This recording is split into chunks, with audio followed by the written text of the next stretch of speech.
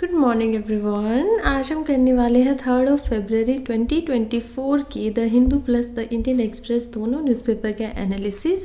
और जो भी आर्टिकल्स यहाँ पर दोनों न्यूज़पेपर में दिए गए हैं उनको हम सिर्फ एक ही न्यूज़पेपर से करेंगे जिसमें भी ज़्यादा डिटेल से उस आर्टिकल को समझाया गया है।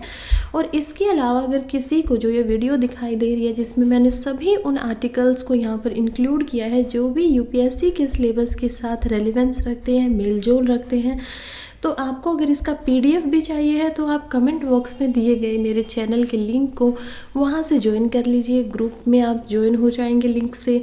और इसके अलावा इस ग्रुप में आपको यहाँ पर आर्टिकल्स की समरी मिलेगी, न्यूज़ की मंथली मैगजीन की जो वीडियो यहाँ पर आती है उनका पीडीएफ आपको मिलेगा, पीवाईक्यूज़ के पीडीएफ मिलेंगे। तो ये सारी चीज़ें आप यहाँ पर ले सकते हैं। अब हम स्टार्ट करते हैं। तो पहले आर्टिकल की तरफ बढ़ते हैं जो कि है multi dimensional poverty meaning number. देखिए ये आर्टिकल जो है इंडियन एक्सप्रेस न्यूज़पेपर के एक्सप्लेन्ड पेज से लिया गया है। और पहले ही मैं आपको बता दूं कि कल 2 फरवरी थी और 2 फरवरी को हमने पूरे जो न्यूज़पेपर थे उसमें से अच्छे से जो हमारा इंटर्न बजट यहाँ पर आया है, इंटरिम बजट, उसको हमने अच्छे से समझा था। और उसी में ये बताया गया था हमारे फाइनेंस मिनिस्टर के द्वारा कि कैसे 25 करोड़ ऐसे लोग हैं जो लोग यहाँ पर एक डिकेड के अंदर यानी कि एक दशक के अंदर मल्टी डायमेंशनल पॉवर्टी से बाहर आ चुके हैं। अब क्योंकि ये बजट के अंदर आया है, क्योंकि यूपीएससी का सिलेबस इससे रेलिवेंस रखता है, बजट जो है वो यूपीएससी के सिलेबस का एक इंटीग्रल पार्ट है, तो हमें ये समझना पड़ेगा कि मल्टी डायमेंशनल पॉवर्टी का मतलब क्या है, क्या होती है मल्टी डायमेंशनल पॉवर्टी। पॉवर्टी से तो हम समझ सकते हैं कि ठीक है गरीबी, लेकिन मल्टी डायमेंशनल एक डायमेंशन नहीं है। गरीबी को यूजुअली कैसे नापा जाता है? ट्रेडिशनल तरीके से नापा जाता है इकोनॉमी से या फिर पैसे से, कि कोई इंसान अगर यहाँ पर डेली के 20 रुपये नहीं कमा पा रहा है तो वो क्या होगा, पॉवर्टी लाइन से नीचे होगा, बिलो पॉवर्टी लाइन होगा, या फिर जिसको बीपीएल भी बोला जाता है। तो ऐसे कुछ फैक्टर्स यहाँ पर रखे गए थे। लेकिन मल्टी डायमेंशनल जो होता है उसका कहना है कि यहाँ पर सिर्फ पैसे का ध्यान नहीं रखा जाएगा बल्कि अलग अलग डायमेंशंस इसमें होंगे। जैसे कि यहाँ पर इंडिया में अगर बात करें तो 3 डायमेंशंस को यहाँ पर देखा जाता है। कौन कौन से हैं वो 3 डायमेंशन? पहले की अगर बात की जाए तो हम देख पाएंगे फर्स्ट डायमेंशन यहाँ पर है हेल्थ से रिलेटेड, यानी कि इसके अंदर जब आप कैलकुलेशन करते हैं तो हेल्थ की बातें ज़रूर होती हैं। दूसरा अगर हम देखें डायमेंशन को, दूसरा डायमेंशन यहाँ पर है एजुकेशन, कि पढ़ाई यहाँ पर करवा पा रहे हैं पेरेंट्स अपने बच्चों की या नहीं करवा पा रहे हैं। और तीसरा हम देखेंगे लिविंग स्टैंडर्ड, कि लोग जो है वो जीवन यापन अपना कैसे कर रहे हैं। कल भी हमने इसको थोड़ा शॉर्ट में पढ़ा था, लेकिन आज हम इसको बिल्कुल अच्छे से समझने वाले हैं। लिविंग स्टैंडर्ड से क्या मतलब है, क्या क्या इनके अंदर आता है। हेल्थ के अगर फैक्टर्स की बात करें तो हम देख पाएंगे इंडिया के अंदर यहाँ पर बहुत सारे फैक्टर्स को लिया जाता है। जैसे कि हेल्थ में हमें और भी समझ में आता है, मैटरनल हेल्थ की बात की जा रही है, मदर की, पेरेंट्स की हेल्थ की बात की जा रही है, बच्चों की हेल्थ कैसी है, स्वास्थ्य कैसा है, क्या वो सारी जो सुविधाएं उनके मिलनी चाहिए वो मिल पा रही है, नहीं मिल पा रही हैं। और जिनको नहीं मिलती थी उनके लिए यहाँ पर आयुष्मान भारत कार्ड तक ऐसे बनवाए गए हैं ताकि जो उनको हेल्थ है उसके अंदर उनको जो सुविधाएं हैं वो सारी की सारी मिल पाए। दूसरा हम देखेंगे एजुकेशन। तो एजुकेशन के अंदर क्या काउंट किया जाता है? एजुकेशन में यहाँ पर देखा जाता है कि कितने सालों तक यहाँ पर जो बच्चे हैं उनकी स्कूलिंग हुई है, यानी कि स्कूलिंग की बात होती है कि कितने साल तक वो पढ़े हैं, कौन से ईयर तक पढ़े हैं, कितनी उनका एजुकेशन का स्टेटस है। तो इन सारी बातों को काउंट किया जाता है। रही बात लिविंग स्टैंडर्ड की, तो इसमें भी 6 तरीके के एसेट्स हैं। जैसे कि उनके घर में जो कुकिंग के लिए फ्यूल का इस्तेमाल होता है वो कौन सा है, क्या वो एलपीजी है या फिर वो अभी भी यहीं पर जो चूल्हे होते हैं उन्हीं पर खाना बना रहे हैं। तो ये सारी चीज़ें देखी जाती हैं। उनका लिविंग स्टैंडर्ड के अंदर उनके पास घर कैसा है, क्या उनके पास खुद का घर है या नहीं है, क्या वो कच्चे मकान में रहते हैं या पक्के मकान में रहते हैं। तो ये सारी चीज़ें ऐसी हैं जो यहाँ पर काउंट होती हैं। लेकिन इंडिया के अंदर ये 3 ही सेक्टर ऐसे हैं जिनको काउंट किया जाता है। फिर आप पूछेंगे मैम आप इंडिया बोल रहे हो, यानी कि ग्लोबली भी मल्टी डायमेंशनल पॉवर्टी के कुछ डायमेंशंस होंगे। तो बिल्कुल सही समझा है आपने। अगर हम बात करें ग्लोबल लेवल की, यानी कि वैश्विक लेवल पे अगर हम जाते हैं तो हम देख पाएंगे कि यहाँ पर 10 इंडिकेटर्स का यूज़ किया जाता है जब भी मल्टी डायमेंशनल पॉवर्टी यानी कि MPI को यहाँ पर इंडिकेट करना होता है। तो 10 लेवल्स के अंदर जो 3 मेन एरियाज़ हैं, अगेन वो 3 main areas health, education and living standard होते हैं, और इन तीनों को यहाँ पर 1/3 की अप्रोच दी जाती है, यानी कि वेटेज दी जाती है कि 33 मार्क्स, यानी कि आप देखिए 10 इंडिकेटर है तो उसमें से 3 यहाँ पर है, 3 यहाँ पर है, 4 यहाँ पर है, और इन चारों को, इसको भी 33 मार्क्स मिलेंगे, इसको भी 33.3 मिलेंगे, इसको भी 33.3 मिलेंगे। तो इस तरीके से इसको मापा जाता है। आई होप अच्छे से समझ गए होंगे यहाँ तक। फिर हम चलते हैं कि इंडिया के बारे में क्या बातें की गई हैं। देखिए एक यहाँ पर आपको डायग्राम दिखाई देगा, इसको मैं बड़ा करके और दिखाती हूँ कि कैसे पॉवर्टी में स्टेट वाइज माप यहाँ पर बांट दिया गया है। इवन बजट से ही ये लिया गया है कि 2013-14 से लेके 2022-23 के डाटा को देखें तो बिहार में हम देखेंगे कि लगभग 377 लाख ऐसे लोग हैं जो पॉवर्टी से बाहर निकल पाए हैं। टोटल हमने क्या बोला था, 25 करोड़, तो यहाँ पर हम कितनों को देख पाएंगे, 3.77 करोड़ को।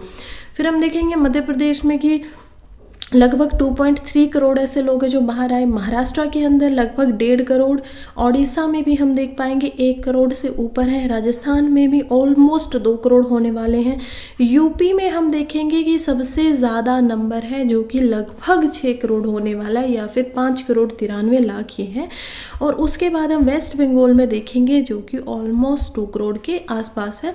तो हम देख पाएंगे कि जो ये नंबर है ये हमें बिल्कुल 24 करोड़ से ऊपर का यहाँ पर दिखाई दे रहा है। तो ऑलमोस्ट जो 25 करोड़ यहाँ पर गवर्नमेंट बात कर रही है वो यहाँ पर ठीक लग रहा है, अगर हम बात करें मल्टी डायमेंशनल पॉवर्टी के आंकड़ों को। तो कैलकुलेट कैसे किया जाता है इसको अगर हम बात करें, कैलकुलेशन के लिए यहाँ से सबसे पहले वेटेज हम बात कर चुके हैं कि MPI पुअर जो कैटेगरी होती है उनको यहाँ पर इन्हीं 10 आइडेंटिफायर के साथ में कैलकुलेट किया जाता है। पहले कैलकुलेशन के अंदर जो है मल्टी डायमेंशनल पॉवर्टी को H से डिनोट किया जाता है, जिसका मतलब होता है कि पुअर जो पॉपुलेशन के अंदर है वो कितने हैं पुअर पर्सन को टोटल पॉपुलेशन के साथ में डिवाइड करके, तो कितना नंबर जो है उसका कैलकुलेशन यहाँ पर टोटल निकाल लिया जाता है। आगे बढ़ते हैं, नेक्स्ट हमारा जो आर्टिकल है फिर से एक्सप्लेन्ड पेज से है, ग्लोबल हमारा ये है। वैसे तो ऐसा लग सकता है कि ये आर्टिकल क्यों इम्पोर्टेंट होगा, why Zuckerberg said sorry to young social media user parent. देखिए हमारे लिए ठीक है एक न्यूज़ है, लेकिन अगर यूपीएससी के साथ में इसकी रेलिवेंस बिठाऊं तो मुझे समझ में आता है कि ये आर्टिकल बात कर रहा है सोशल मीडिया की, और सोशल मीडिया के ऊपर कुछ इश्यूज़ भी हैं और उन्हीं इश्यूज़ के बारे में ये बात कर रहा है। तो क्या इसको हम डिज़ास्टर एंड मैनेजमेंट के अंदर नहीं रख सकते हैं जिन इश्यूज़ की बातें हो रहा है, या फिर क्या हम इनको सिक्योरिटी के अंदर नहीं रख सकते, क्योंकि अगर ये ग्लोबली कोई प्रॉब्लम कर रहा है तो इसका मतलब इंडिया में भी करेगा। तो इसी वजह से इसको जानना थोड़ा सा इम्पोर्टेंट हो जाता है, क्या पूरा का पूरा केस है और क्यों मार्क जुकरबर्ग किसी पेरेंट्स को यहाँ पर जो उसके यूज़र उनको सॉरी बोल रहे हैं। देखिए यहाँ पर जो यूएस की सेनेट है ना, उसके अंदर एक केस की हियरिंग हुई, बहुत सारे पेरेंट्स ऐसे आए जिसके अंदर उन्होंने यहाँ पर इसको फाइल किया था, और उसके बाद उन्होंने अलग अलग कंपनीज़ के सीईओज़ को, जैसे कि टिकटॉक की अगर बात की जाए, या फिर हम बात करते हैं फेसबुक की, मेटा की जो कि अब चेंज हो चुका है, उसके अलावा हम देख पाएंगे यहाँ पर इंस्टाग्राम, इन सभी के जो सीईओज़ हैं उनको यहाँ पर बुलाया गया और उनसे पूछा गया कि आपकी जो सोशल मीडिया की रेगुलेशन है उस पर आप कितना काम यहाँ पर कर रहे हो। क्यों पूछा गया, रीज़न क्योंकि जो ये पेरेंट्स इकट्ठा हुए थे ये लोग बहुत सारे फ़ोटोज़ लेके आए थे, प्रूफ लेके आए थे कि कुछ के पेरेंट्स का बोलना था कि हमारे बच्चे इतने ज़्यादा प्रभावित हो जाते हैं सोशल मीडिया के फेक जो इन्फ्लुएंसर्स हैं उनको देख के, उनको अनरियलिस्टिक ब्यूटी स्टैंडर्ड की तरफ जाना होता है, यानी कि ऐसे ब्यूटी के स्टैंडर्ड जो यहाँ पर सेट कर दिए गए हैं जो बिल्कुल भी रियलिस्टिक नहीं है, बिल्कुल भी वो ठीक नज़र नहीं आते हैं, सच नहीं लगते हैं। और उन्हीं कारणों से जो कि एक इन्फ्लुएंस होने वाली कैटेगरी है 18 से लेकर 29 साल के जो हम देख पाएंगे पाएंगे बच्चों का ऐसा नंबर है, जो कि एक सर्वे के अकॉर्डिंग भी बताया गया है कि कैसे इंस्टाग्राम के ऊपर 78% यूज़र ऐसे ही होते हैं। या फिर फेसबुक पे भी अगर देखा जाए तो ये पता चला है प्यू सर्वे रिसर्च की तरफ से कि कैसे यहाँ पर 10 साल से कम की अगर बच्चों की बात करें तो वो लगभग 37% अकाउंट होल्ड करते हैं, जबकि ऐसे बहुत सारे रिस्ट्रिक्शंस भी आए हैं लेकिन फिर भी उनके अकाउंट हैं। इंस्टाग्राम के ऊपर भी यहाँ पर लगभग 27% जो यूज़र्स हैं वो हम देख पाएंगे कि 10 साल की उम्र से कम के हैं या फिर 10 ईयर्स के हैं। तो इतना सब जो है इतनी छोटी एज के सामने जब उनको यहाँ पर ऐसे ऐसे चीज़ों के साथ में हम देख पाएंगे कि कैसे वो खुद को निकाल देते हैं, दिखा देते हैं। बहुत सारी चीज़ें उन्हें ऐसी देखने को मिलती हैं जिससे वो बहुत प्रभावित हो जाते हैं, चाहे वो अनरियलिस्टिक ब्यूटी स्टैंडर्ड हो। और इनका हार्म क्या होता है, देखिए ब्यूटी स्टैंडर्ड्स की वजह से किसी को बहुत पतला होना है तो वो क्या करेंगे, खाना छोड़ देंगे। तो ऐसी ऐसी प्रॉब्लम्स बहुत सारे पेरेंट्स को देखने को मिली। इसके अलावा सोशल मीडिया पे सेक्सुअल हरेसमेंट बहुत हद तक देखने को मिला है कि कैसे बच्चों के साथ उनको सेक्सुअली हरेस किया जा रहा है। चाहे वो कमेंट्स के ज़रिए हो, मैसेजेस के ज़रिए हो, चाहे उनके पास कोई पोर्नोग्राफिक रिलेटेड कोई वीडियो भेजना हो, तो ये सारी प्रॉब्लम्स दिखाई दे रही है। इन्हीं कारणों की वजह से बहुत सारे ऐसे बच्चे हैं जिनकी डेथ हो गई है। क्यों डेथ हो गई है, क्योंकि उन लोगों ने सुसाइड कर लिया। प्रॉब्लम आ गया, जो वो एक ब्लैकमेलिंग होती है किसी बच्चे के पास बार बार उसको हरेस करके। तो ये सारी प्रॉब्लम्स यहाँ पर है। फिर सेनेट की जो कमेटी बैठी हुई थी यहाँ पर, उन्होंने मार्क जकरबर्ग से पर्सनली पूछा कि जो ये बच्चों को नुकसान हुआ है, खासकर जिन्होंने सुसाइड किया, क्या आपने उनमें से किसी को पर्सनली कंपनशिएट किया है, यानी कि उनका भुगतान किया है आपने, जो उनको नुकसान हुआ है, इतना ज़्यादा प्रॉब्लम हुई है। तो उन्होंने बोला कि नहीं, ऐसा पर्सनली मैंने नहीं किया और इसी वजह से मैं यहाँ पर जितने भी पेरेंट्स हैं उनसे माफ़ी मांगता हूँ कि उनके बच्चों के साथ ऐसा कुछ नहीं होना चाहिए था। नेक्स्ट आर्टिकल की तरफ बढ़ते हैं, जो कि है pirates of Arabian sea their crime and how maritime forces respond to it. देखिए पायरेट्स जो है यानी कि लुटेरे इनको बोला जाता है हिंदी के अंदर। और पायरेट्स क्या होते हैं, ज़्यादातर समुद्री लुटेरों के नाम से ये मशहूर होते हैं। तो अरेबियन सी की बात की जा रही है। अरेबियन सी में हम देख पाएंगे कि जिसको हिंदी में अरब सागर या फिर हिंदू सागर भी बोला जाता है। तो ये जो सागर है ये एक ऐसा सागर है, यानी कि अगर हम इंडिया से देखें तो हम नीचे देख पाएंगे इंडियन ओशन है, यहाँ पर हम देख पाएंगे बे ऑफ बंगाल है, और यहाँ पर हमें अरेबियन सी दिखाई देता है। अरेबियन सी यानी कि यहाँ पर अगर आप अफ्रीका की तरफ भी जाएंगे तो हमें समझ में आता है कि कैसे अफ्रीकन से लेकर और ये जो अरेबियन प्लेटू है ये पूरा एरिया यहाँ पे अरेब जो सी है उससे भरा हुआ है, राइट। ये सोमालिया की हम हॉर्न ऑफ अफ्रीका को भी देख पा रहे हैं। और इस पूरे एरिया के आसपास यहाँ पर बहुत सारे शिप चलते हैं। वर्ल्ड का बिजिएस्ट ये रूट माने जाते हैं, बहुत सारा ट्रैफिक होता है यहाँ पर। और इस पूरे एरिया में यहाँ से लोग यहाँ से अटैक कर देते हैं, यहाँ से अटैक कर देते हैं, यहाँ से अटैक कर देते हैं शिप्स के ऊपर। और क्यों लूटते हैं ये, देखिए ये जो लोग हैं ना, ऐसा माना जा रहा है कि बहुत ही अफ्रीका के और जो ये अदर कंट्रीज़ यहाँ पर लग रही हैं, सोमालिया जो भी यहाँ पर तुनिशिया जैसी कंट्रीज़ हैं, इन सभी कंट्रीज़ के अंदर बहुत ज़्यादा पॉवर्टी देखने को मिलती है, बहुत ज़्यादा गरीबी देखने को मिलती है।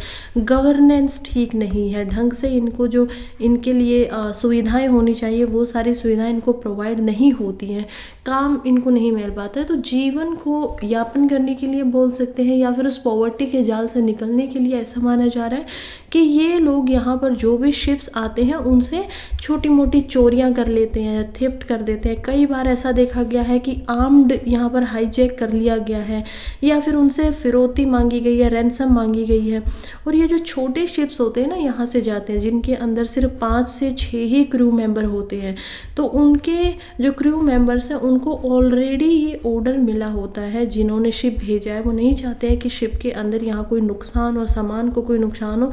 उनको पहले ही ऑर्डर मिला हुआ है कि इनको रिटेलिएट मत करना, इनके साथ में झगड़ा मत करना, रेदर जो ये मांग रहे हैं थोड़ा बहुत पैसा देके इनको यहाँ से निकल जाना। ये सारी चीज़ें हमें समझ में आती है कि ठीक है, लगातार आज के समय में भी ऐसा हो रहा है। फिर एक एग्ज़ाम्पल आया कि कैसे श्रीलंका का और यहाँ पर पाकिस्तान के कुछ क्रू मेंबर थे जिनको बंदी बना लिया गया था, और उनको आईएनएस क्या होता है, इंडियन नेवी शिप को हम यहाँ पर देख पाएंगे जिसका कि नाम है सुमित्रा।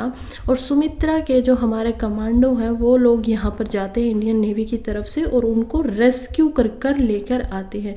उस रेस्क्यू के दौरान में यहाँ पर जो पायरेट्स हैं उनको भी पकड़ लिया जाता है इंडियन नेवी के कमांडर्स की। आप यहाँ पर फोटो भी देख पाएंगे आईएनएस सुमित्रा के अंदर।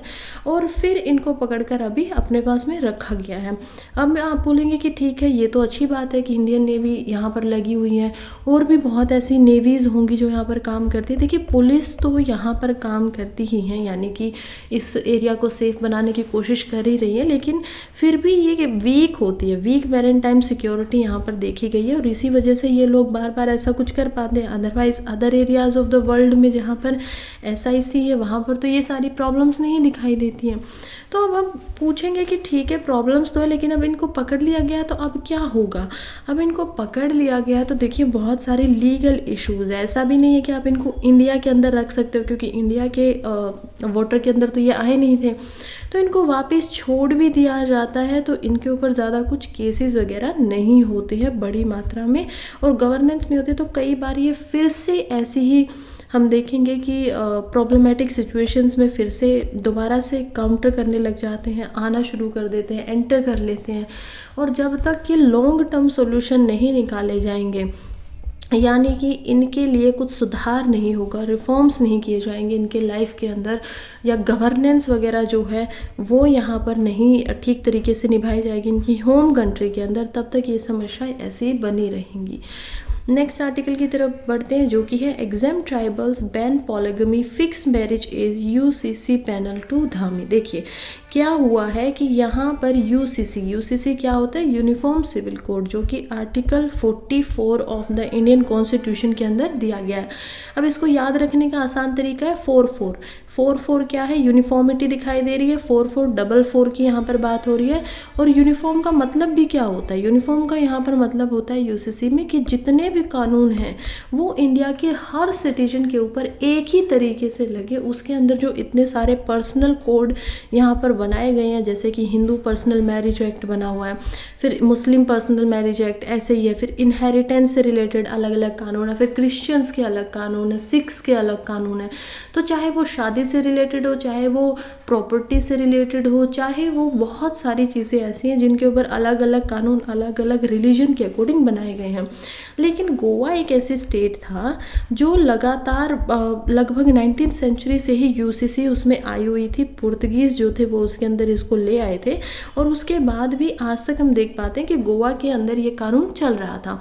लेकिन इंडिपेंडेंस के बाद अब पहली बार ऐसा हो रहा है कि उत्तराखंड यहाँ पर एक ऐसी हम देख पाएंगे कि स्टेट सामने आई है जो इस बिल को लेकर आई है। वहाँ के जो चीफ मिनिस्टर हैं पुष्कर सिंह धामी, उन्होंने इसको इंट्रोड्यूस किया है। और उसके बाद वो कह रहे हैं कि इसके अंदर हम जो ट्राइबल्स को छोड़ देंगे। ऐसा नहीं है कि ट्राइबल्स के ऊपर भी ऐसे ही कानून लगाए जाएंगे, क्योंकि वो लोग बिल्कुल अलग समाज में रहते हैं। वो जिस समाज के अंदर हम रहते हैं उनका इससे कोई इंट्रोडक्शन तक भी ढंग से नहीं है, तो उनको छोड़ दिया जाएगा। लेकिन पॉलीगमी जो होता है, यानी कि एक आदमी जो एक से ज़्यादा औरतों के साथ शादी कर लेता है, या फिर मैरिज एक्ट से रिलेटेड बातें हो, या फिर अगर हम और बातें करेंगे जैसे कि यहाँ पर डाइवोर्स से रिलेटेड बातें, चाहे उसमें ट्रिपल तलाक हो, चाहे उसमें हलाला हो, इदादत हो, ये सारी चीज़ें ऐसी बोली गई हैं जिनकी वजह से वुमन जो है उनकी पावर, उनकी डिग्निटी कम हो जाती है। तो इसी वजह से अब जो ये सारी चीज़ें होंगी सेम कानून लगेगा, और इन सबको क्या माना जाएगा, ऑफेंस माना जाएगा। यानी कि अगर ये कोई करता है तो वो सज़ा का हकदार होगा। तो ये अभी इंट्रोड्यूस किया गया है। अब हम इससे थोड़ा अलग हट के स्टैटिक पोर्शन पे जाते हैं, यानी कि प्रीलिम्स में क्या पूछा जाएगा। ऐसे तो नहीं पूछा जाएगा पहली स्टेट कौन सी है, और ये सवाल तो नहीं आएंगे। पूछा जाएगा कि आर्टिकल 44 कहाँ पर पाया जाता है। तो हम देख पाएंगे आर्टिकल 44 है, हमें पता है आर्टिकल 12 से लेकर हम देखते हैं कि आर्टिकल 32 तक तो हमारे फंडामेंटल राइट होते हैं पार्ट 3 ऑफ द कॉन्स्टिट्यूशन के अंदर। दूसरा हम देखेंगे कि फिर आर्टिकल 33 से लेके 51 तक क्या होता है, डीपीएसपी। डीपीएसपी क्या है, directive principle of state policy. यानी कि देखिए फंडामेंटल अधिकार जो हमें दिए गए हैं, यानी कि मौलिक अधिकार जो दिए गए हैं वो होते हैं लिमिटिंग द पावर, यानी कि जो लिमिट गवर्नमेंट की जो पावर होती है उस पर लिमिट लगाना है कि देखिए आप इससे ज़्यादा कुछ नहीं कर सकते हो। तो किस कैरेक्टर में है, नेगेटिव कैरेक्टर में भी दिखाई देते हैं, पॉजिटिव में भी देते हैं कि हम लोगों को तो सिक्योरिटी दे रहे हैं लेकिन गवर्नमेंट की पावर को यहाँ पर लिमिट कर रहे हैं। अगर हम डीपीएसपी की बात करें तो ये पॉजिटिव कैरेक्टर में हमें दिखाई देते हैं, क्योंकि अब यहाँ पर क्या बोला गया है कि सरकार को कुछ करना है और क्या क्या करना है, पावर्स उनको बताएगी कि ऐसा ऐसा काम कीजिए। और उसी के अंदर आर्टिकल 44 में हम बोलते हैं कि यहाँ पर लिखा गया है कि गवर्नमेंट को कोशिश करनी चाहिए सभी देशवासियों के लिए यूनिफॉर्म सिविल कोड लेकर आने की, जल्द से जल्द ये कोशिश करनी चाहिए। और फिर आप बोलेंगे मैम कि ठीक है गवर्नमेंट तो इसको लेके आएगी, लेकिन सुप्रीम कोर्ट इस पर क्या बोलेगा, यानी कि सुप्रीम कोर्ट भी तो बहुत बड़ी भूमिका निभाते हैं ना। तो हमें पता है कि सुप्रीम कोर्ट जो है वो हमारे कॉन्स्टिट्यूशन का एक तो गार्डियन होता है, यानी कि वो हमारे जो राइट्स है और कॉन्स्टिट्यूशन उसको गार्ड करेगा।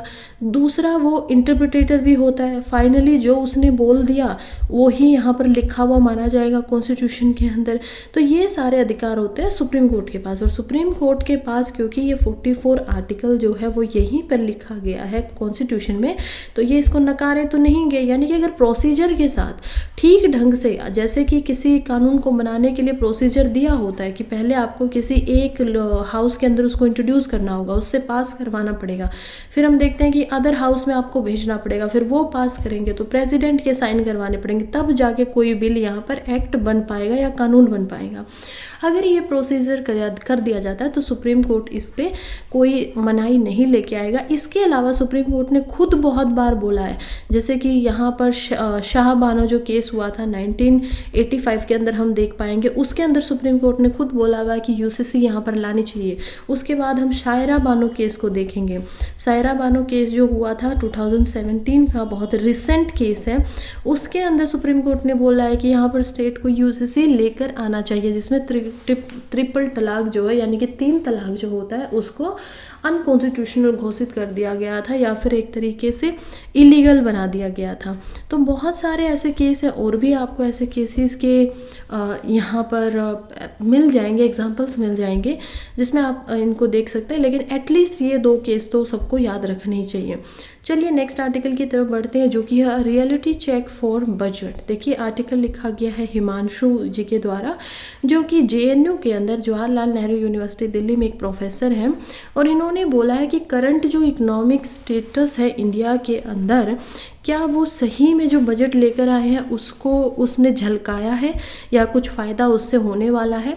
तो इंट्रोडक्शन में अगर हम बात करें तो देखिए कैसे ये बातें कह रहे हैं कि जो अभी करंट सिनेरियो इकोनॉमिक स्टेट चल रहा है इंडिया के अंदर, उसके डिस्कशन के ऊपर इंडियन गवर्नमेंट का बजट आया।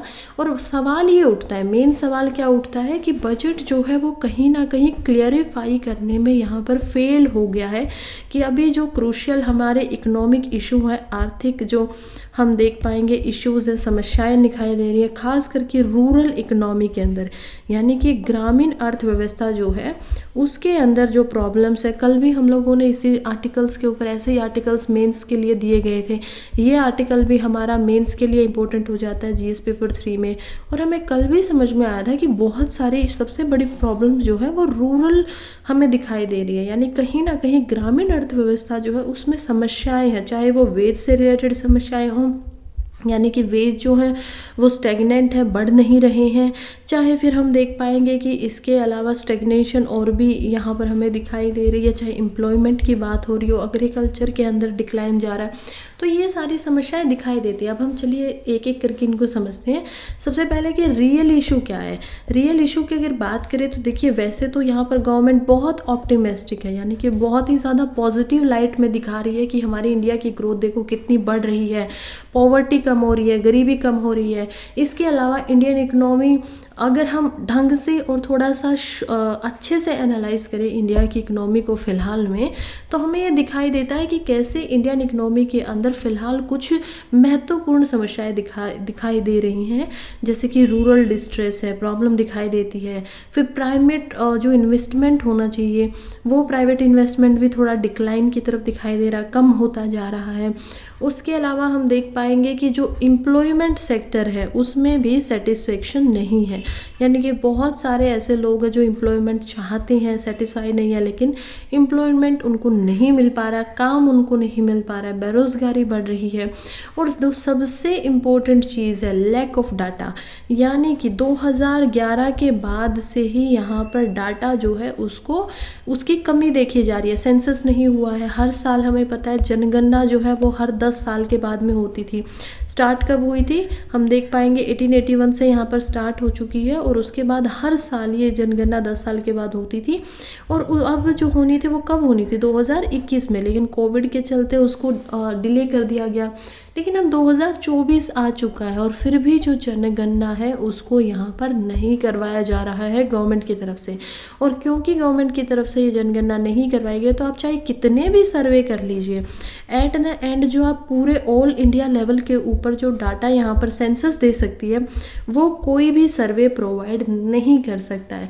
तो इसी वजह से ये जो सर्वे है, लैक ऑफ डाटा है, ये भी एक बहुत बड़ी समस्या यहाँ पर दिखाई दे रही है। खासकर जब हम बात करते हैं एक्चुअल पॉवर्टी लेवल की। हमने अभी पहले जो गरीबी रेखा है उसके ऊपर बात की, कैसे लोग जो है वो उससे बाहर निकल रहे हैं, लेकिन एक्चुअल पॉवर्टी कितनी है, कितना कंट्रीब्यूशन है, वो हमें अभी तक नहीं पता है। फिर दूसरे नंबर पे बात करें तो रूरल इकोनॉमी देख पाएंगे हम कैसे डेली के डेली यहाँ पर कमज़ोर होती जा रही है, चाहे वो बहुत कम हो, चाहे वो दिखाई ना दे रही हो। लेकिन स्टैटिस्टिक्स को अगर हम देखें तो लेबर ब्यूरो डिपार्टमेंट की तरफ से हमें समझ में आता है कि जो रूरल इकोनॉमी है वो फ़िलहाल डिस्ट्रेस के अंदर है। एग्रीकल्चर जो वेजेस है, यानी एग्रीकल्चर से जो भत्ता मिलता है, लोगों को काम करने का पैसा मिलता है, वो केवल बढ़ तो रहा है लेकिन 0.2% से ही बढ़ रहा है। कितना कम ये मात्रा में है, और ये भी एनुअम है, यानी कि हर साल केवल 0.2% से वो बढ़ेगा। पिछले 5 साल का डाटा यहाँ पर एनालाइज किया गया है, तो 5 सालों से सिर्फ 0.2 करके बढ़ा, यानी कि 5 साल में केवल 1% हम देख सकते हैं कि वो शायद बड़ा हो। और इससे अलग अगर हम देखेंगे तो देखिए जो नॉन फार्म्स हैं, यानी कि जो खेती से जुड़े हुए नई चीज़ें हैं, वो उन पे वेजेस की भी अगर हम बात करें तो वो भी लगातार डिक्रीज़ होते दिखाई दे रहे हैं। बढ़ना तो अलग है, क्योंकि एक्चुअल की बात करें, मैंने कल के न्यूज़पेपर में आपको नॉमिनल और एक्चुअल दोनों को ही बताया था। नॉमिनल और रियल में क्या फ़र्क बताया था कि नॉमिनल होता है कितना बढ़ा, 100 रुपये से 120 रुपये मिलने शुरू हो गए हैं, लेकिन रियल क्या होगा कि जब 100 रुपये मिलते थे तो महंगाई यहाँ पर 4% होती थी, और जब 120 रुपये मिल रहे तो महंगाई की दर यहाँ पर हम देख पाएंगे 7% है। तो यानी कि कोई चीज़ जब हम देखेंगे कि 104 रुपये में बहुत सारी चीज़ें आ जाती थी, अब वो यहाँ पर 127 रुपये में आएंगी सेम चीज़ें। तो यहाँ पर कितनी ग्रोथ दिखाई दे रही है, कुछ भी नहीं, डिक्रीज़ होता दिखाई दे रहा है। यानी कि पहले एक इंसान 100 रुपये में ज़्यादा चीज़ें खरीद पाता था, अब वो 120 रुपये में उतनी चीज़ें नहीं खरीद पा रहा है। तो ये क्या है, डिक्रीज़ है। वैसे बढ़ा हुआ, नॉमिनली बढ़ा हुआ लग रहा है, लेकिन रियल में कम हो रहा है। इसके अलावा मिडिल क्लास की इनकम का इरोजन हो रहा है, यानी कि जो मिडिल क्लास लोग होते हैं और जो वो कमाई करते हैं वो भी धीरे धीरे कम हो रही है, कम होती जा रही है लगातार। रेगुलर जो वर्कर है, जिन्होंने खासकर जो मिडिल क्लास से बिलोंग करते हैं, उनके जो रियल वेजेस हैं वो लगातार 2011 के से अगर हम कंपेयर करें तो घट रहे हैं, कम होते जा रहे हैं। और ख़ासकर जो अर्बन वर्कर्स हैं उनके ऊपर, जो शहरों में जा जाकर काम करते हैं, उनके अगर वेजेस की बात की जाए, उनके अगर इनकम की बात की जाए, तो उसमें भी लगातार हमें डिक्लाइन देखने को मिल रहा है कि रियली, क्योंकि महंगाई के साथ आप कंपेयर कीजिए, हो सकता है कि वो वर्कर 2011 के अंदर 10,000 रुपये ही कमाता था, और 2024 में फ़िलहाल उसकी जो इनकम है वो 25,000 रुपये हो चुकी हो। लेकिन जब हम बात करते हैं रियल, जो कि मैंने अभी आपको 1 मिनट पहले समझाया, तो उसके कंपैरिजन में है डिक्लाइन में। 10,000 रुपये में वो ज़्यादा चीज़ें खरीद सकता था, ज़्यादा लिविंग स्टैंडर्ड के साथ रह सकता था, लेकिन 25,000 रुपये में भी वो नहीं कर पा रहा है उन सारी चीज़ों को, तो इसमें डिक्लाइन देखने को मिल रहा है। उसके अलावा बहुत सारी और चीज़ें हैं, जैसे कि हम देखेंगे कि कंजप्शन जो है, एक्सपोर्ट के इशू हैं, इन्वेस्टमेंट की इशू है, कंजप्शन यहाँ पर कम किया जा रहा है, यानी कि जो ग्रोथ हो रही है, लोग जो कंज्यूम करते हैं यहाँ पर वो सारी की सारी थोड़ी सी डिक्लाइन में है, थोड़ा सा स्लो है, इतना ज़्यादा नहीं। अगर कंजप्शन ज़्यादा होगा तो ऑटोमेटिकली ग्रोथ क्या होगी, इंक्रीज़ होगी, क्योंकि ज़्यादा लोग ज़्यादा चीज़ों को ले रहे हैं, कंज्यूम कर रहे हैं, उसके बाद ज़्यादा चीज़ें बन रही हैं, उसके बाद फिर से लोगों की डिमांड ज़्यादा है तो सप्लाई ज़्यादा हो रही है, तो ये एक स्ट्रक्चर होगा, लेकिन ये बहुत स्लो है। और इसी के अलावा हम इन्वेस्टमेंट भी को भी देख पाते हैं कि इन्वेस्टमेंट जो है प्राइवेट, उसमें भी यहाँ पर स्लो ही ग्रोथ है। और उसके अलावा जो एक्सपोर्ट है वो भी हमारे कम हो पाते हैं, यानी कि इंडिया के अंदर इंपोर्ट तो ज़्यादा हो जाता है लेकिन एक्सपोर्ट की समस्या रहती है, और इसी वजह से क्या देखने को मिलता है, ट्रेड डेफिशिएंट देखने को मिलता है। हमें ज़्यादा पैसा जो है वो देना पड़ता है यहाँ पर ट्रेड के अंदर एज़ कम्पेयर टू जितना हम एक्सपोर्ट कर पा रहे हैं। तो ये सारी समस्याएं भी दिखाई दे रही हैं लगातार, और इन्हीं की वजह से हमें एक ट्रबल्ड इकोनॉमिक सिनेरियो जो है आंखों के सामने दिख रहा है।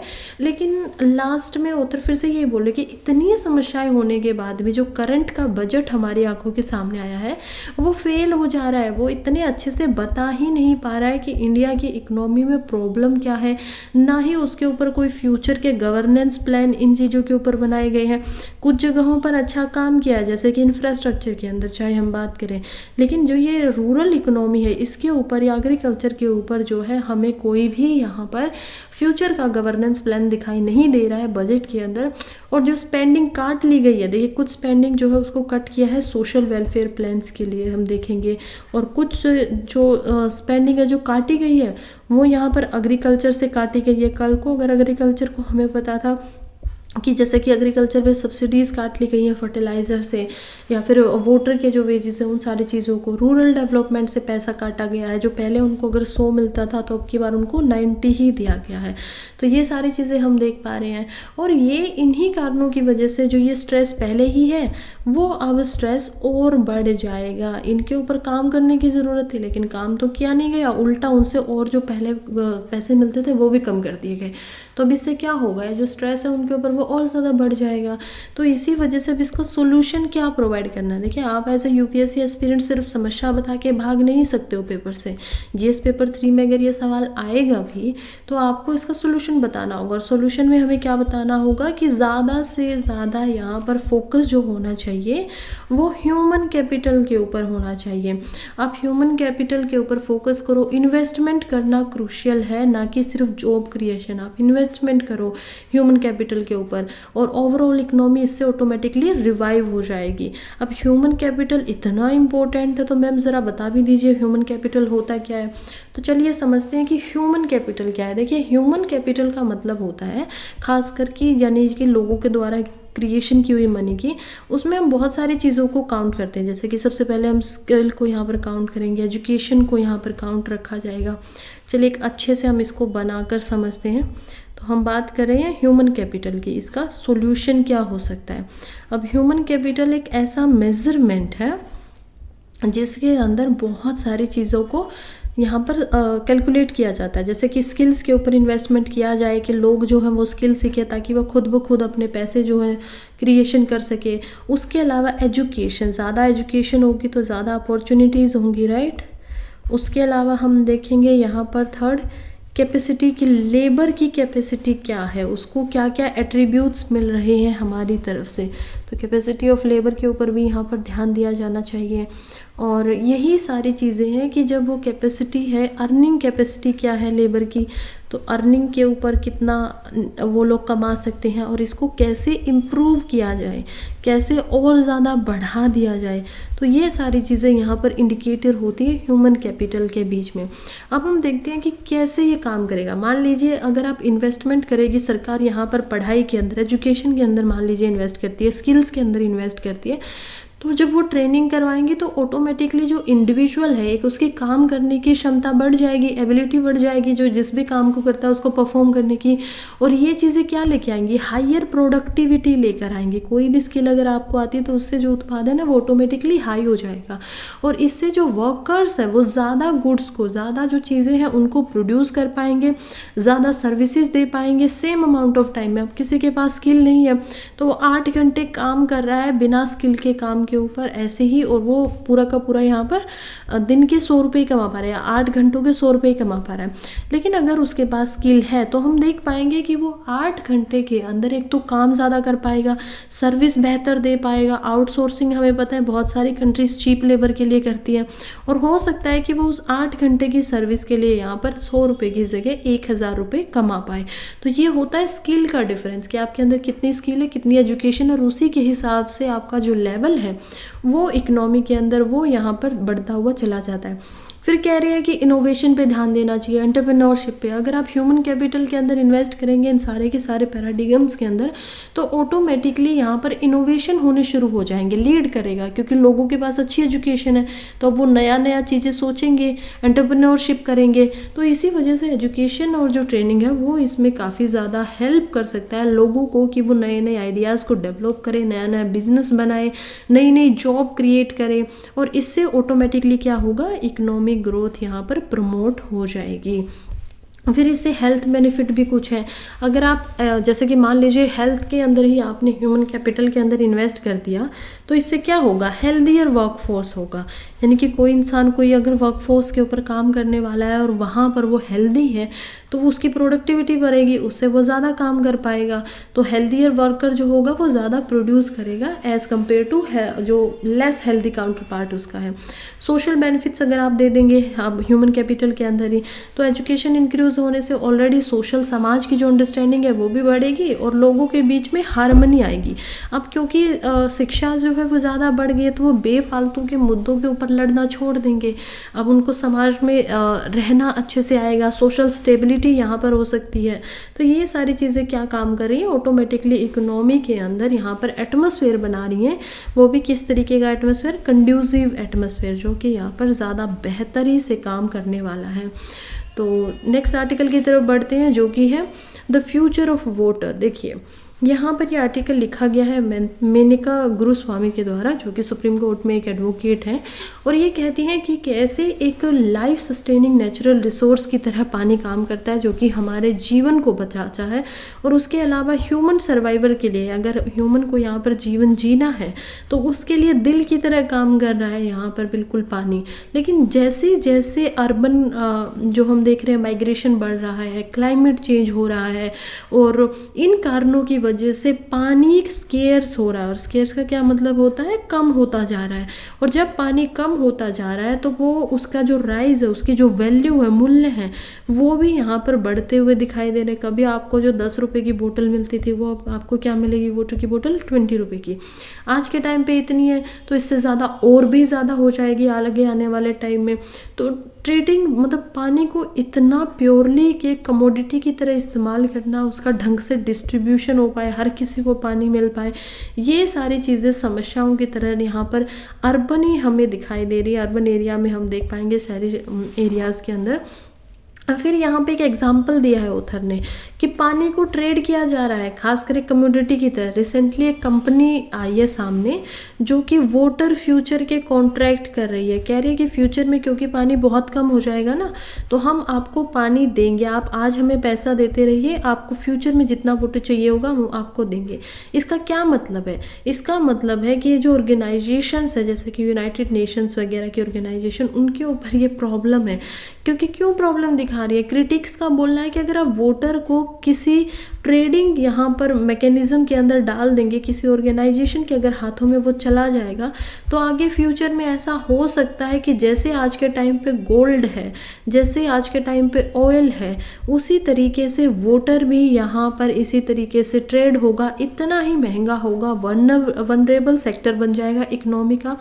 और क्योंकि बहुत ही छोटे स्केल पर यहाँ पर जो लोग हैं वो इसको अफोर्ड नहीं कर पाएंगे, यानी कि बहुत छोटे स्केल के ऊपर ही इसको अफोर्ड कर पाएंगे, जो थोड़े रिच हैं उसके अलावा जो नहीं है वो लोग साफ़ पानी को, अच्छे पानी को अफोर्ड ही नहीं कर पाएंगे।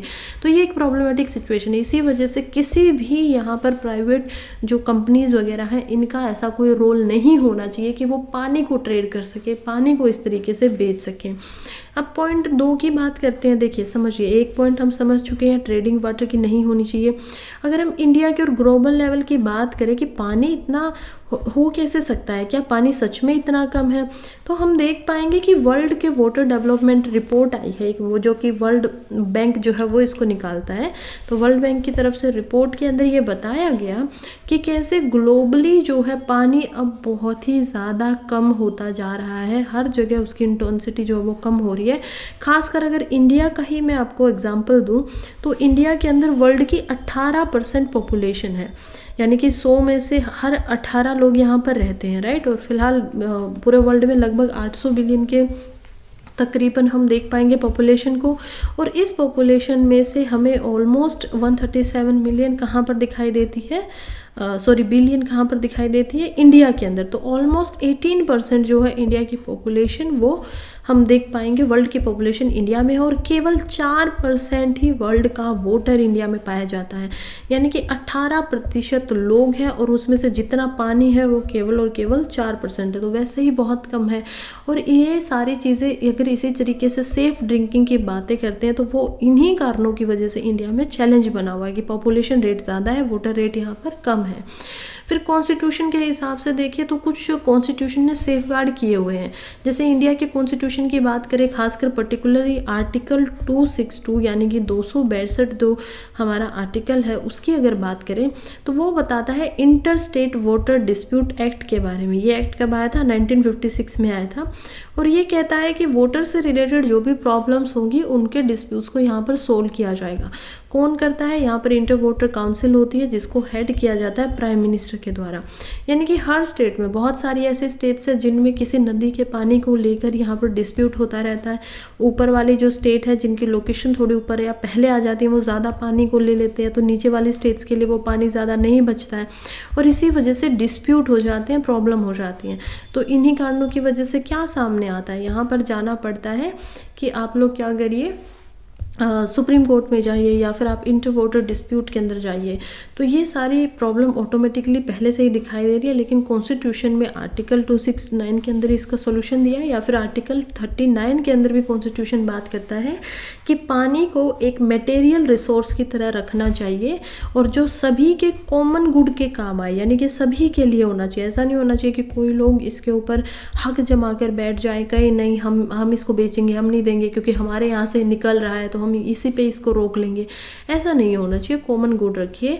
इसी वजह से जो यहाँ पर हम देख पाएंगे प्रिंसिपल है वो अगेंस्ट माना जा सकता है प्राइवेटाइजेशन के। खैर एट द एंड यहाँ पर क्या पूरा आर्टिकल बात कर रहा है, देखिए ये कह रहे हैं कि पानी को नेचुरल रिसोर्स की तरह प्रोटेक्ट करना ही बहुत ज़्यादा इम्पोर्टेंट है। लार्जर कॉमन गुड के लिए इसको इस्तेमाल करो, कॉमोडिटिफाइंड इसको मत करो। अगर आप इसको कॉमोडिफाइंग कर देंगे तो क्या होगा इससे कि ये जो कॉमन गुड है, कोई भी इंसान बिना पानी के तो नहीं रह सकता है, लेकिन वो इतना महंगा बन जाएगा, इतना महंगा बन जाएगा कि लोग उसको ढंग से अफोर्ड नहीं कर पाएंगे। सो ये एक प्रॉब्लमेटिक चीज़ थी जिसके ऊपर यहाँ पर भविष्य को लेकर चिंता जताई गई है। उसके अलावा हम चलते हैं कि it takes a forest to gets this cups ready. देखिए इंडियन एक्सप्रेस का लास्ट आर्टिकल है और ये कह रहे हैं कि जो चीता की पॉपुलेशन इंडिया के अंदर इंट्रोड्यूस की गई थी कूनो नेशनल पार्क के अंदर, जो कि चीता प्रोग्राम था, कहाँ से लेके आए थे, नामीबिया से हम लोग उसको लेकर आए थे। कूनो नेशनल पार्क कहाँ पे, प्रीलिम्स के लिए एमपी के अंदर ये है। कितने चीताज को लाया गया था, 14 चीताज को लेके आया गया था 2 बार में। पहला ये ऐसा ट्रांस हम देख पाएंगे कि कॉन्टिनेंटल ऐसा ट्रेड किया गया है जिसके अंदर एक कॉन्टिनेंट से दूसरे कॉन्टिनेंट के अंदर किसी स्पीशीज़ को लेकर जाया गया है। ठीक है, हम बात करते हैं आगे। अब ये प्रोग्राम जो था ये कैसा चल रहा है, देखिए क्या हो गया है कि अभी जो चीता की पॉपुलेशन इंडिया के अंदर थी उनमें से नए 7 कब्स आ गए हैं। यानी कि जो चीता आए थे उन्होंने 7 कब्स को यहाँ पर जन्म दिया है। 7 जो उनके बच्चे हैं छोटे छोटे, आप देख पाएंगे कि इनका जन्म यहाँ पर हुआ है और ये काफ़ी ज़्यादा एक्साइटमेंट लेके आया है। हालांकि एक्साइटेड भी हैं, नर्वस भी हैं, क्योंकि चीते के जो कब्स होते हैं उनका सर्वाइवल रेट बहुत कम होता है। अगर 2 चीता या 4 चीता के कब्स यहाँ पर जन्म लेंगे तो उनमें से 1 या 2 ही बच पाएगा।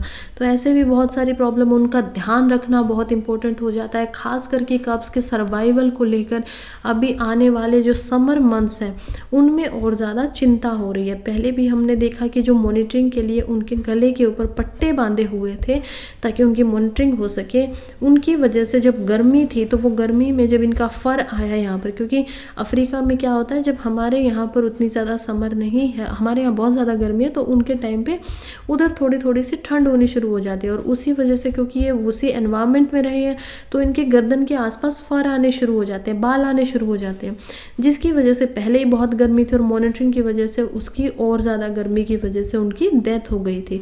तो हम कोज भी देख पाएंगे, ऐसे ऐसे समस्याएं हैं। तो उनको संभाल पाना अब उनके लिए कब्स के सर्वाइवल के लिए थोड़ा सा चैलेंजिंग है और हम देखेंगे कि क्या क्या अभी तक हुआ है और कैसे कैसे इनके सॉल्यूशंस हो सकते हैं।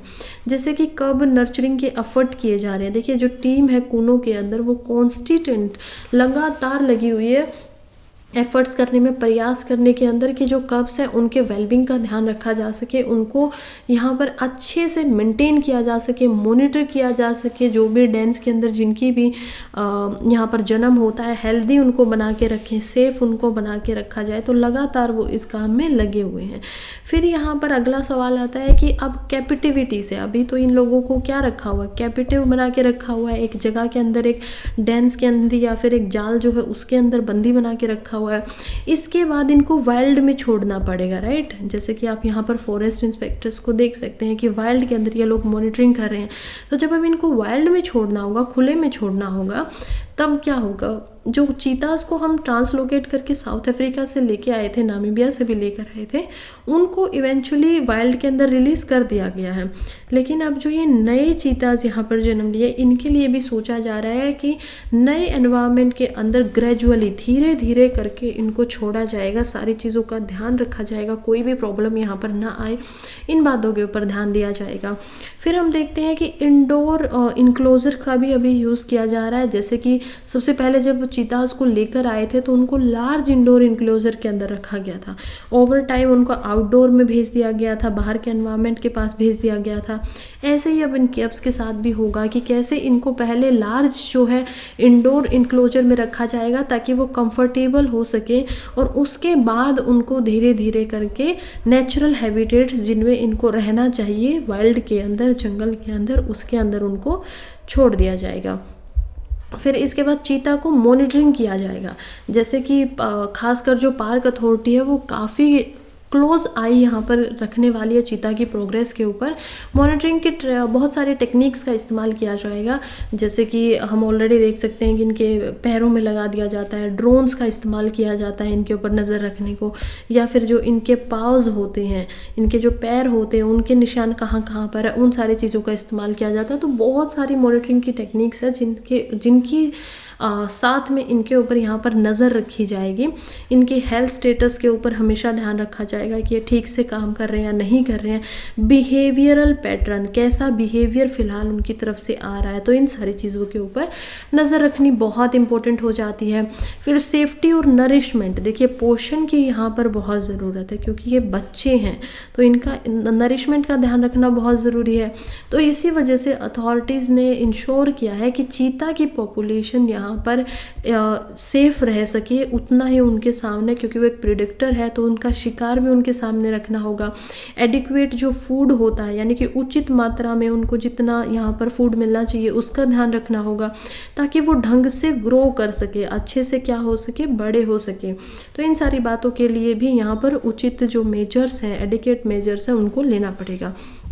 एट द एंड इतना सब कुछ समझने के बाद, पूरा ये आर्टिकल पढ़ने के बाद हम बोल सकते हैं कि जो जर्नी रही है यहाँ पर पार्क से लेके अब जो ये कब्स हैं, ये जो बच्चे हैं, इनको जंगल तक पहुँचाने की, ये थोड़ी सी चैलेंजिंग हो सकती है क्योंकि बहुत सारी चीज़ों का ध्यान रखना है, बहुत सारे पैटर्न में चलना पड़ेगा।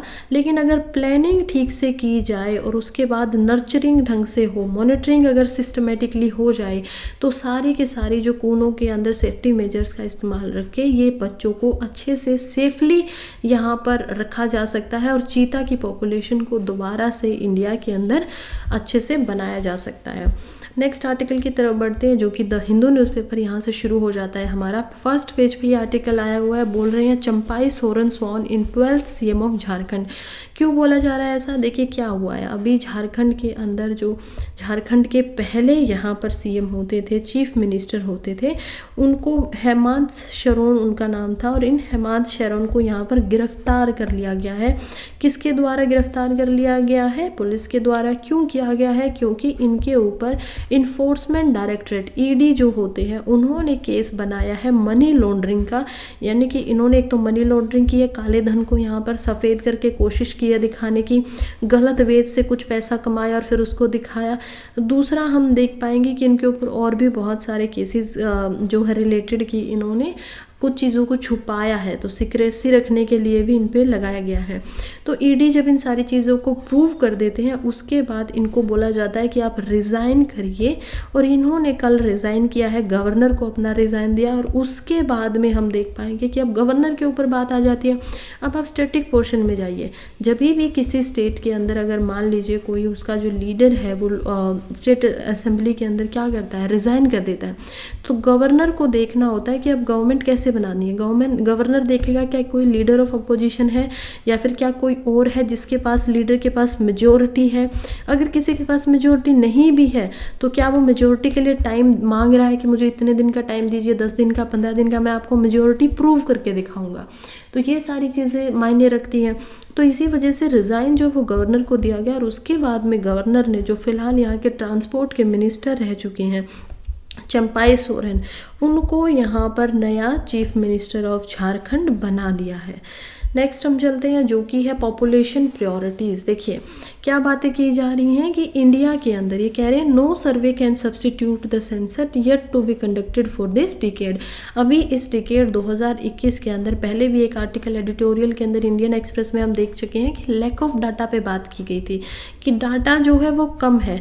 वैसे ही कुछ चीज़ों के ऊपर यहाँ पर भी ध्यान दिलवाया गया है। इस आर्टिकल में बात की गई है कि इंडिया जो है फिलहाल वो सिग्निफिकेंट डेमोग्राफिक चेंज के ऊपर खड़ा हुआ है। लगातार हमें नहीं पता है कि हमारी जो डेमोग्राफी है, हमारी जो पॉपुलेशन है वो चाइना को पार कर चुकी है या नहीं कर चुकी है, कितने हम लोग यहाँ पर हो चुके हैं। बिल्कुल वर्ल्ड की पहली कंट्री ऐसे बन सकते हैं हम अभी, जो हमारी सेंसस होगी जिसमें हमारी पॉपुलेशन क्या होगी, हाईएस्ट नज़र आएगी। तो इतना ज़्यादा पॉपुलेशन फास्टली ग्रोथ कर रही है। फर्टिलिटी रेट हमारे जो है वो शिफ्ट हो रहे हैं लगातार। हमें देखने को मिला कि फर्टिलिटी रेट 2.1 पर पहुंच चुका है। नेशनल फैमिली हेल्थ सर्वे की तरफ से 5 का जो रिजल्ट है उसमें हमें पता चलता है।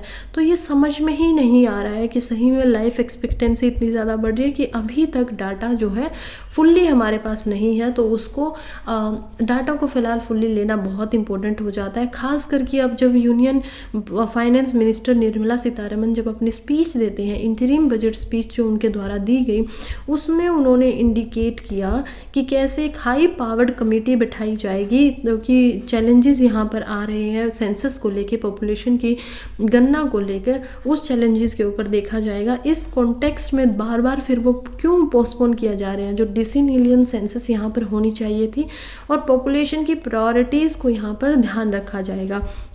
तो ये सारी बातें हमें उनकी तरफ से समझ में आती हैं।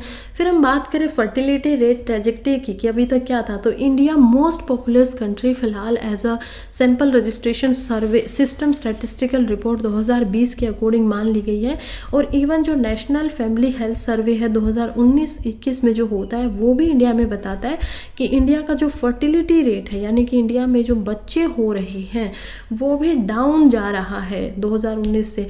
खासकर कुछ ऐसे स्टेट्स हैं जिनमें एक्सेप्शंस देखने को मिले हैं। बिहार के अंदर हम देख सकते हैं, झारखंड के अंदर देख सकते हैं, जिनका जो फर्टिलिटी रेट है वो 2.1 से ऊपर है। यूपी में भी ऐसा ही दिखने को मिला है, लेकिन अदर जो स्टेट्स हैं वो 2.1 या उससे कम है। खासकर केरला में अगर हम देख पाएँ तो ये और भी कम है, 1.7 समथिंग ये निकल कर आता है कि एक औरत कितने बच्चों को जन्म दे रही है। फिर 20th सेंचुरी के पैटर्न में देखें तो हाई पॉपुलेशन ग्रोथ दिखाई दे रही है, फिर भी मान लीजिए फर्टिलिटी रेट कम हुआ है, लेकिन इससे जो पॉपुलेशन बढ़ रही है वो तो फिर भी लगातार बढ़ रही है ना, क्योंकि डेथ जो है वो इतनी ज़्यादा नहीं हो रही हैं जितने यहाँ पर बर्थ हो रहे हैं। तो कंपैरिजन में क्योंकि बर्थ ज़्यादा है और डेथ रेट कम है, तो इसी वजह से पॉपुलेशन क्या है, ज़्यादा हो रही है, बढ़ रही है। रीजनल पॉपुलेशन में डिस्पैरिटीज़ हैं, जैसे कि कुछ सदर्न स्टेट्स हमें देखने को मिलती हैं जिनमें हाउसिंग 26% तक का हमारी पॉपुलेशन उनमें दिखाई देती थी। सदर्न स्टेट हमें 4 मेन सदर्न स्टेट्स हैं हमारी, और जैसे कि तमिलनाडु यहाँ पर है, आंध्र प्रदेश है, तेलंगाना अब हो चुका है, उसके अलावा हम केरला को देखेंगे, कर्नाटका को देखेंगे, तो ये 5 जो मेन सदर्न स्टेट है ये 26% रखती थी 1951 में। लेकिन अगर हम अभी टोटल फर्टिलिटी रेट को देखें तो हम देख पाएंगे कि कैसे इनका डाटा लगभग 21% पे आया हुआ है नेशनल फैमिली हेल्थ सर्वे के अकॉर्डिंग। और ये काफ़ी दिखा रहा है कि कैसे जो रैपिड इन डिक्रीज़ हुआ है फर्टिलिटी रेट में, और जो सोशियो इकोनॉमिक आउटकम्स और एजुकेशन वगैरह के साथ में पॉपुलेशन कम होने की वजह से इंक्रीज़ हुआ है इन सारी चीज़ों में। तो ये हमें ज़्यादा अच्छा दिखाई दे रहा है कि अगर पॉपुलेशन कम होगी तो ऑटोमेटिकली जो सोशियो इकोनॉमिक आउटकम्स हैं वो अच्छे होंगे, बेहतर होंगे, ज़्यादा अच्छे से हम प्रोवाइड करवा पाएंगे लोगों को, चाहे वो हेल्थ सिक्योरिटी हो, चाहे वो एजुकेशन हो, ये सारी चीज़ें दिखाई देंगी। और इसी वजह से, लेकिन अब क्या समस्या है यहाँ पर, कॉम्प्रिहेंसिव डाटा की समस्या है, ढंग से हमें नहीं पता है। सर्वेज तो बहुत सारी चीज़ों को यहाँ पर इंडिकेट करते हैं, जैसे कि फर्टिलिटी रेट को यहाँ पर बताते हैं, लेकिन फिर भी इसको एज अ कंपेयर नहीं किया जा सकता जितना डाटा हमें सेंसस से मिल सकता है। जैसे कि कोर गवर्नेंस प्रोग्राम वगैरह, पुअर लोग कितने हैं, उनकी रिफ्लेक्शन कितनी है, तो ये सारी चीज़ें फ़िलहाल पता नहीं लग रही हैं। और जब आपके पास डाटा ही नहीं होगा तो आप अच्छी पॉलिसी कैसे बनाएंगे, तो क्योंकि कोई प्रॉब्लम को अगर देख ही नहीं पाएंगे तो प्रॉब्लम का सोल्यूशन कैसे होगा, रिफॉर्म कैसे होंगे। तो इसी वजह से ये जो डाटा है अभी हमारे लिए पता होना इसका बहुत ही इम्पोर्टेंट है। ये जल्दी से जल्दी जो हाई पावर कमेटी बिठाई गई है उनको अपना रोल निभाना चाहिए, और उनको जल्दी से जल्दी यहाँ पर जो डेमोग्राफिक पोटेंशियल है इंडिया के अंदर, और जो यहाँ पर सर्वे की बात की सेंसस की बात की जा रही है, वो जल्द से जल्द करवाई जानी चाहिए। नेक्स्ट हम चलते हैं जो कि है exposing India's financial market to the vulture. देखिए काफ़ी मैं बोलूँगी कि एक तरीके से डिमिनिशिंग यहाँ पर आर्टिकल की जो टाइटल है उसका इस्तेमाल किया गया है, यानी कि काफ़ी सख्त लैंग्वेज का इस्तेमाल किया है, क्योंकि क्या कह रहे हैं कि इंडिया की जो फाइनेंशियल मार्केट है उसको वल्चर से एक्सपोज किया जा रहा है, यानी कि जो गिद्ध होते हैं जो कि किसी डेड चीज़ को यहाँ पर खाते हैं, उनको इंडिया की फाइनेंशियल मार्केट को दिखाया जा रहा है कि आप इस तरफ आए। अब ऐसा क्यों बोल रहे हैं, 2 ऑथर ने इसको लिखा है, युल्माज अकियाज और दूसरे यहाँ पर है सारे ओंची। तो युल्माज अक्यूज जो है वो ग्लोबल फाइनेंस के यहाँ पर एक अथॉरिटी हैं, और उन्होंने क्रिटिक किया है कि यहाँ पर जो इंडिया की लोकल करेंसी गवर्नमेंट के बॉन्ड हैं LCGB ग्लोबल इंडिकेट में, जैसे कि JP मॉर्गन्स के अंदर गवर्नमेंट बॉन्ड इंडेक्स यहाँ पर निकल रही है, उसके अंदर इंडिया क्या कर रही है, अपनी लोकल करेंसी को दे रही है कि हमारी लोकल करेंसी भी यहाँ पर आनी चाहिए। ये कह रही है कि ये बेनिफिट जो है वो आउटवेट नहीं कर सकता रिस्क, क्योंकि फ़िलहाल क्या है इंडिया में, अगर वो इस लोकल करेंसी को ऊपर दे भी देंगे तो फ़ायदे कम है और रिस्क ज़्यादा है। कैसे फ़ायदे कम और रिस्क ज़्यादा, चलिए उसके ऊपर नज़र डालते हैं। सबसे पहले कह रहे हैं कि इंडिया को ग्लोबल फाइनेंशियल मैप के अंदर डाला जा रहा है। इंडिया की जो गवर्नमेंट है वो इंडिया के कुछ बॉन्ड्स को, यानी कि इंडिया की जो बॉन्ड्स होती हैं, सिक्योरिटी होती हैं, हम गवर्नेंस के बॉन्ड्स को देख पाते हैं, तो इनको क्या किया जा रहा है, इनको यहाँ पर 2019 से ही कोशिश की जा रही है कि ग्लोबल लेवल पर डाल दिया जाए, और उसके जो बेनिफिट्स होंगे वो माने जा रहे हैं कि जो डिपेंडेंस है पब्लिक फाइनेंशियल की, यानी कि डोमेस्टिक इंस्टीट्यूशन के ऊपर जो पब्लिक फाइनेंस यहाँ पर आता है, खास करके गवर्नमेंट की तरफ से जो यहाँ पर पैसा लगाना पड़ता है वो इससे कम हो जाएगा, यानी कि जो पब्लिक इंस्टीट्यूशंस है वो यहाँ पर ज़्यादा स्ट्रॉन्ग हो जाएंगे, क्योंकि बाहर से इसमें पैसा आएगा। यानी कि मान लीजिए इंडिया में एक बॉन्ड बनाया गया, क्रिएट किया गया, अब उसको क्या किया गया है कि इंडिया के लोग ही उसको खरीदेंगे पब्लिक। अब इंडिया की ना खरीद के उसको ऑस्ट्रेलिया में कोई लोग बैठे हैं वो खरीद दे, USA में कोई बैठा है वो इसको खरीद ले, तो इससे क्या होगा, बाहर से भी इंडिया में पैसा आएगा उस इंस्टीट्यूशन के पास, और वो ज़्यादा अच्छे से अपने काम को कर पाएगा। तो ये चीज़ें हैं, ये इसका पूरा का पूरा इसके पीछे का हम देख पाएंगे। लेकिन यहाँ पर ऑथर का बोलना है कि प्रॉब्लम एक्चुअली में ये आ जाती है कि इससे इनएबिलिटी हो सकती है इकोनॉमी के अंदर, खासकर जो इमर्जिंग इकोनॉमीज़ हैं, क्योंकि वो क्या कर रही हैं, खुद की करेंसीज़ के अंदर यहाँ पर इंटरनेशनली वो चीज़ों को बोरो कर रही हैं, यानी कि क्या कर रही हैं, एक तरीके से हम देख पाएंगे कि बोरोइंग जब होती है तो ऑटोमेटिकली आपको अपनी करेंसीज़ में उसको वापस भी करना पड़ेगा। आपने बोरो तो कर लिया है यूएस की करेंसीज़ के अंदर में, अब आप क्या कर रहे हो, वापस कर रहे हो आप अपने पैसे में। तो अमर्जिंग मार्केट के अंदर ये प्रॉब्लमेटिक है, क्योंकि डॉलर का रेट भी बढ़ता जाएगा। अगर वो बढ़ता भी चला गया तो फिर आपको ज़्यादा पैसे देने पड़ेंगे। डोमेस्टिकली जो आपने बोरो किया था, इंडिया से ही किया था, और फिर इंडिया के अंदर ही आपने उस पैसे को वापस दे दिया। लेकिन अब आप बोरो बाहर से कर रहे हो और फिर बाहर ही पैसा वापस भेज रहे हो खुद से कमा के। तो ये कहीं ना कहीं, खासकर जब आप अमर्जिंग हो, डेवलप्ड नेशन अभी नहीं हो, तो आपको बहुत सारे एक्सचेंज रेट रिस्क के साथ में एक्सपोज कर देता है। और यही यहाँ पर बोलना है ऑथर्स का कि ये जो स्टेप लिए जा रहे हैं वो कहीं ना कहीं इंडिया के लिए गलत होने वाले हैं। क्यों? फिर ये कह रहे हैं कि एक लॉस हो सकता है फाइनेंशियल जो ऑटोनॉमी है, खासकर जब इंटरनलाइजेशन होता है बॉन्ड मार्केट्स के अंदर इमर्जिंग इकोनॉमिक्स का, तो उसमें बहुत सारे सिग्निफिकेंट लॉस भी दिखाई देते हैं लॉन्ग टर्म रेट को लेकर। और ये जो इल्यूजन है कि फॉरेन पोर्टफोलियो जो है वो इकोनॉमीज़ के अंदर स्टेबिलिटी लाएगा, लॉन्ग टर्म फंडिंग लेके आएगा, ये ऑलरेडी डिसअप्रूव्ड हो चुका है। बहुत सारे पहले भी ऐसे एग्जाम्पल देखे जा चुके हैं मार्केट्स के अंदर में कि जो फॉरेन पोर्टफोलियो होते हैं, यानी कि एफपीआई जो होती है, जो बाहर के देशों से किसी अदर कंट्री के अंदर इन्वेस्टमेंट की जाती है, वो ऐसा नहीं है कि लॉन्ग टर्म के लिए फंडिंग हो जाती है। जब भी थोड़ा सा भी मार्केट के अंदर डिस्ट्रेस आता है, उसी टाइम से सबसे पहले यही लोग होते हैं जो अपने पैसे को बाहर निकाल कर वापस ले जाते हैं। यानी कि मार्केट में अगर डिस्ट्रेस है तो ये और ज़्यादा डिस्ट्रेस उसके अंदर पैदा कर सकते हैं उस समय पे। तो इसी वजह से जो एक्सटर्नल डेब्ट होता है लोकल करेंसी के अंदर, वो लार्जर रोल तो निभा देगा जब उसकी करेंसी डिक्लाइन करेगी। देखिए अब इससे क्या फ़र्क पड़ेगा, मान लीजिए आपको कोई प्रॉब्लम आ गई है, कुछ इंटरनली कोई बहुत बड़ी समस्या आ गई है आपकी कंट्री के अंदर, और उसी टाइम पे जो ये फॉरेन लोग हैं उनको तो कोई मतलब नहीं है, उनको तो अपने पैसे से मतलब है। अब उन्होंने अपना पैसा सारा निकाल लिया। अब वो पैसा निकाला, पहले ही आपकी जो करेंसी है उसका रेट जो था वो डिक्लाइन हो रहा था, कम हो रहा था। अब पहले ही हमारा जो यूएस डॉलर के अकॉर्डिंग अगर हम देखें तो 80 था, वो 80 से और कम हो के 90 हो गया। तो अब कंपेयर करेंगे तो यूएसए से तो वो कम है ना। तो ये सारी चीज़ें जब हम देख पाते हैं इस तरीके से, तो हमें और समझ में आता है कि करेंसी को अगर और लेके चले जाएंगे और स्ट्रेस पड़ेगा मार्केट के ऊपर, तो इससे जो इकोनॉमी है और इससे जो करेंसी है उसके रेट के ऊपर भी यहाँ पर बहुत ज़्यादा फ़र्क पड़ेगा। और फिर ऑफशोर मार्केट्स के कुछ और डेंजर होते हैं, जैसे कि यहाँ पर तीसरी फिर से बातें की गई हैं कि कैसे जो अनदर एस्पेक्ट है इंटरनलाइजेशन करने का, या फिर जब आप इंटरनेशनल लेवल के ऊपर यहाँ पर जाते हैं और उसके बाद इंटरनेशनलाइजेशन करते हैं रुपी का, तो यहाँ पर क्या होगा कि जो अदर बैंकिंग होती है, बैंकिंग सर्विसेज रुपी के अलावा, वो और बैंकिंग सर्विसेज को भी यहाँ पर आउटसाइड इंडिया परमिशन दे देगा। अब इससे क्या होगा कि जो INR यानी कि इंडियन रुपी की जब हम बात करते हैं तो उनकी मार्केट्स ऑफशोर होने लगेंगी। अब वही पैसे की बैंकिंग सर्विस यहाँ पर ऑस्ट्रेलिया में भी करवाई जा रही है, या फिर हम देखते हैं कि लंदन के अंदर करवाई जा रही है।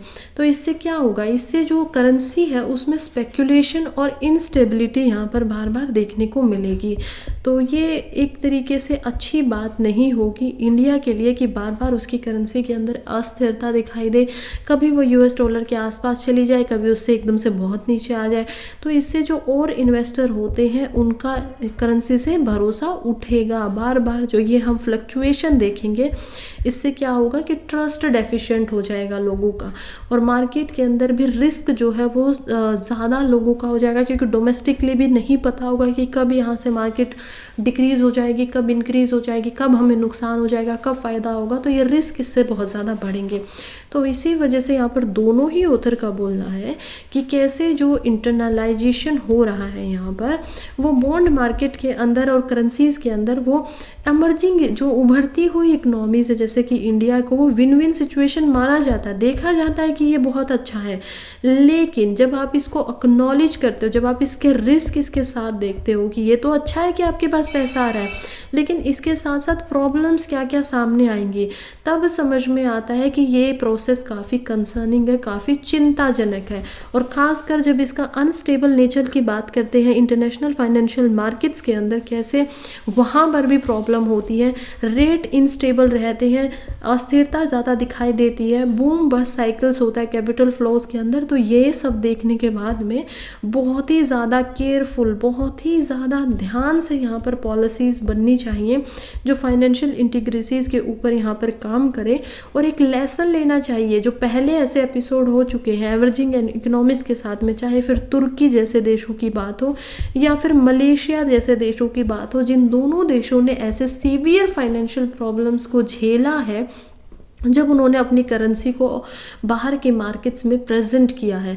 तो रिस्क बहुत ही सीरियस है, एक लेसन लेके आगे बढ़ना चाहिए। इंडिया को समझना चाहिए कि थोड़े से फ़ायदे के लिए कहीं वो अपने आप को गिद्धों के सामने तो सच में नहीं डाल रहा है। तो ये बात बहुत ही इंपॉर्टेंट थी।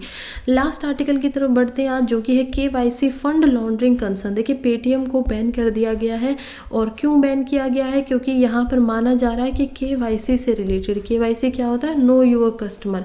तो बहुत सारा ऐसा डाटा था जो यहाँ पर नहीं मिल रहा है। बहुत सारे ऐसे कस्टमर हैं जिनका KYC करवाया गया लेकिन उनका डाटा टाइम पे नहीं मिला है। तो इसी वजह से हम देख पाएंगे कि यहाँ पर जो RBI है उसने बोला है कि नहीं, हमें यहाँ पर नहीं भेजना है, खास कर कि इसको चलते हुए नहीं रखना है अपने, उसके अंदर उन्होंने बता दिया है। उसके अलावा कुछ लॉन्ड्रिंग से रिलेटेड यहाँ पर देखे गए हैं कि प्रॉब्लम दिखाई दे रही है, एक्सेसिव ट्रांजेक्शन हो रहा है। खासकर जो रेगुलेटरी लिमिट्स RBI के द्वारा लगाई गई थी उनको यहाँ पर इन्फोर्स नहीं किया गया, उनका ध्यान नहीं रखा गया। कुछ डोरमेंट्स अकाउंट है, ऐसे अकाउंट जो ख़त्म हो चुके हैं लेकिन उनका फिर भी यूज़ हो रहा है। इसी वजह से कहा जा रहा है कि नॉन कंप्लायंस दिखाई दी है RBI की पॉलिसीज़ के साथ। और इसी वजह से अब क्या होगा, 1 मार्च के बाद में जितनी भी सर्विसेज यहाँ पर है इंडिया के अंदर जो पेटीएम प्रोवाइड करवाता है, चाहे वो पेटीएम के वॉलेट हो, चाहे वो पेटीएम मनी हो, चाहे वो ट्रांजिशन करवा रहा है UPI के थ्रू, वो सारी की सारी चीज़ें यहाँ पर बंद हो जाएंगी, ख़त्म हो जाएंगी। ये था हमारा आज का लास्ट आर्टिकल। और जिसको भी वीडियो पसंद आई हो वो लाइक कर दीजिए, सब्सक्राइब कर लीजिए चैनल को। डेली यहाँ पर दोनों न्यूज़पेपर की वीडियोस जो है वो अपलोड हो जाती हैं। उसके अलावा यहाँ पर हम मंथली मैगज़ीन करवाते हैं, PYQs करवाते हैं UPSC से रेलिवेंट, तो काफ़ी फ़ायदेमंद डील है, तो सब्सक्राइब कर लीजिए। Thank you so much for being here. अभी तक मेरे साथ जुड़े रहने के लिए। पढ़ते रहिए, आगे बढ़ते रहिए।